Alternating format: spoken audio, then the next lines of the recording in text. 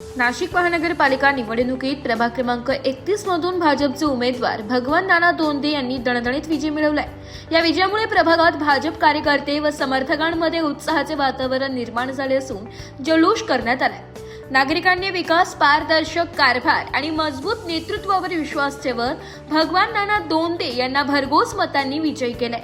विजयानंतर त्यांनी सर्व मतदारांचे आभार मानत प्रभागातील रस्ते, पाणी पुरवठा, स्वच्छता, आरोग्य, शिक्षण व मूलभूत नागरी सुविधा यांना प्राधान्य देऊन सर्वांगीण विकासासाठी सातत्याने काम करण्याची ग्वाही दिली आहे। हा विजय म्हणजे नागरिकांच्या विश्वासाची पावती असून प्रभागाच्या प्रगतीसाठी नवे पर्व सुरू झाले। नाशिक लोकशाही न्यूज मध्ये सर्व प्रेक्षकांचे स्वागत। तर आपण आलेलो आहोत प्रभाग क्रमांक 31 येथे। प्रभाग क्रमांक 31 मधून भाजपचे अधिकृत उमेदवार भगवान नाना दोंदे यांचा दणदणीत विजय झालेला आहे आणि या विजयाचे शिलेदार आपल्या सोबत आहेत। तर त्यांनी गेल्या अनेक वर्षापासून सामाजिक कार्य असो, शैक्षणिक कार्य असो किंवा आर्थिक मदत असो, असे अनेक कार्य त्यांनी अनेक वर्षापासून केलेले आहेत।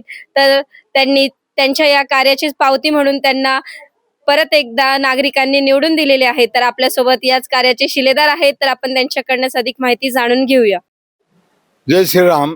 निश्चित सांगावं लागेल की गेल्या 2017 मध्ये सुद्धा प्रभाग 31 मध्ये भरभरून लोकांनी मला मतदान केलं आणि त्याच निमित्ताने मी जसं विकासाचा एक वाटा भारतीय जनता पार्टीच्या माध्यमातून केला।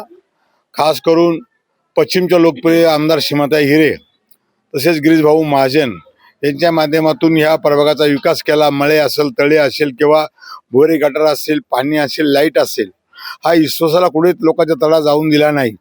म्हणून नागरिकांनी पुन्हा प्रभाग 31 मध्ये ज्या वेळेस मागच्या पेक्षाही त्यांनी जवळजवळ मला 8,000 जास्त मतांनी निवडून दिलं। मी प्रभाग 31च्या नागरिकांचे मनापासून खूप खूप आभार मानतो। निश्चित सांगावं लागेल का काम करत असताना मी तन मन धनाने नाही तर मन कोणाचाही काही असो, रात्र असो, दिवस असो, ज्या ज्यावेळेस कुठलेही प्रसंग असेल त्या ठिकाणी मी उभा राहिलो।